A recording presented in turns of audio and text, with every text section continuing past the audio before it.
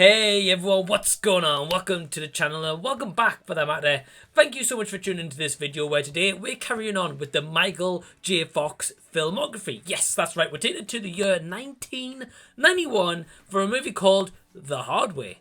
And The Hard Way is directed by John Badham, and I don't think I've ever seen any of his filmography before, being honest with you, but he has done some big films, which include like Saturday Night Fever, for example, but he does do a lot of TV work nowadays. So yeah, this was my kind of first introduction to him, I believe, and yeah, this movie stars, of course, Michael J. Fox, we've got James Woods, LL Cool J, Delroy Lindo, Christina Ricci, Louis Goodman as well. We've also got just so many big cast and names attached to this project, and joining me for today's collaboration in the Michael J. Fox filmography is the absolute living legend Anthony A. Perez, who we're going to hear from very shortly, but the link to his channel is in the description box below, so please go subscribe to him and please go give him some love and tell him that I sent you. So The Hard Way, if you've never heard of this movie before, essentially it's around Michael J. Fox character who plays a character called Nick Lang, who's just kind of like hotshot actor in Hollywood, and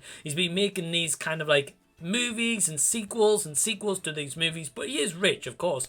But however, on the other side of that, there is a detective played by James Woods called Detective Mos, who is trying to stop this villain called the Party Crasher.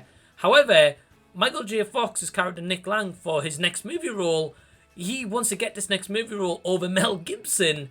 And in order to do that, he is assigned to Detective Mos and gets caught up in this kind of mystery and murder to try capture the Party Crasher.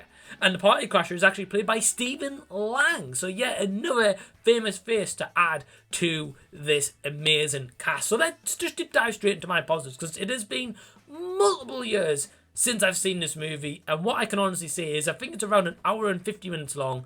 But I was highly entertained throughout.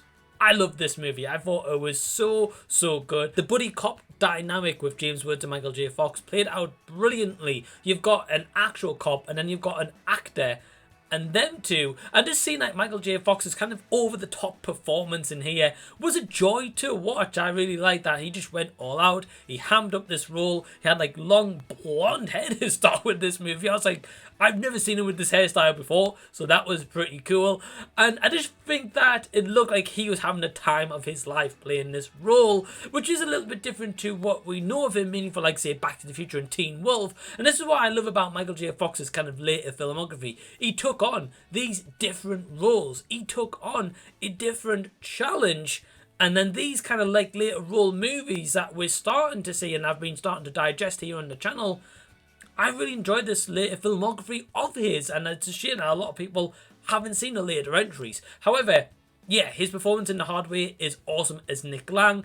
A lot of times, he doesn't even have a clue what he's doing because he's so used to that acting lifestyle where he has people doing his routines for him in general, and he doesn't have a clue about like reality situations. He probably has like PR assistants and stuff doing things for him. So I really like that dynamic, and the partnership with him and James Woods was great. James Woods playing as his Detective Mos, he was pretty cool. I didn't mind his character too much, to an extent which we'll get to. But yeah, anyway, the dynamic that him and Michael J. Fox have, and the fact that he is taking this seriously. He wants to catch the Party Crasher, whereas Nick Lang is wanting to take this seriously because he wants to learn everything from Detective Mos. But then the dynamic with the stuff that goes good and the stuff that goes bad, yeah, it worked really well. I also like the set locations here, because I did read that I believe this is set in New York, if I'm not mistaken, and they actually shut down like a street where they have this big billboard, by the way, of like Nick Lang's character for around 10 days when they shot kind of the finale of the movie. I'm not going to tell you what happens, but they shot the finale around there, and it's incredible to see, and it pays off as well because it holds up nowadays. If it was CG'd, being honest with you, especially now that the movie's over 20 years old, it wouldn't have held up well.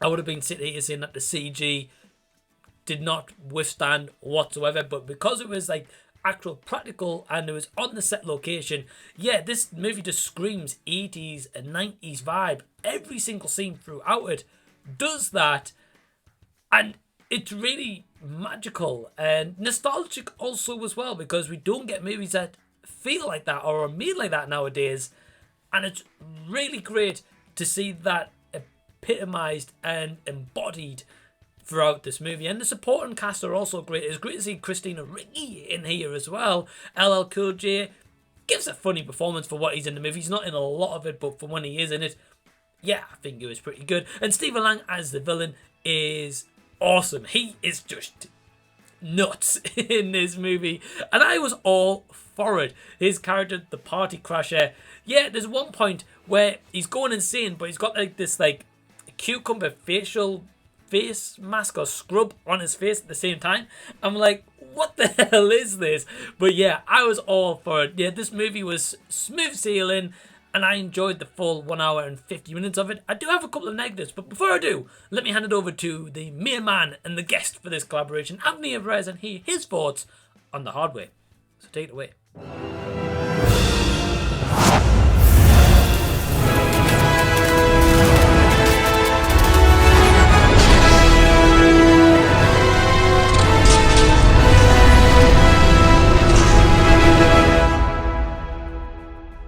What's going on, Mike and all his viewers? Thank you so much, my friend, for having me here in another video. This time around to talk about The Hard Way. You wanted me to be a part of your Michael J. Fox series, and I'm very, very thankful to be a part of this. Yeah, this is a movie I'd never heard of, and I like to think I've seen most of Michael J. Fox's films, but it's also nice to be able to see something I've never seen before. So a big thanks again to Mike for inviting me on for this video and introducing me to what I found to be a really, really good movie. This is a movie that I definitely want to cover on my channel at some point as well, because yeah, I just found it to really be a movie of its time that very much just is a good, fun buddy cop film, buddy cop kind of movie. I'm assuming Mike's already talked about what this movie's all about, so I'm just going to talk about my general thoughts, positives and negatives, and I'll wrap it up really quickly. Overall, like I just said, really enjoyed the film. I found it to be a really good time. I'm such a big fan of the early 90s, the 90s in general, and the 80s when it comes to movies. So to have this movie that has that late 80s, early 90s feel to the movie itself, there's just something about movies of that time that just had a different feel to it, mixed with this very over-the-top buddy cop kind of story with these two very cartoonish characters, while also having a very grounded story in the mix. Yeah, I found that to be a really good time. My biggest positives about this movie, without a doubt, are the cast. You know, the film is very well directed, it's very well put together, and we'll definitely talk about that in a second.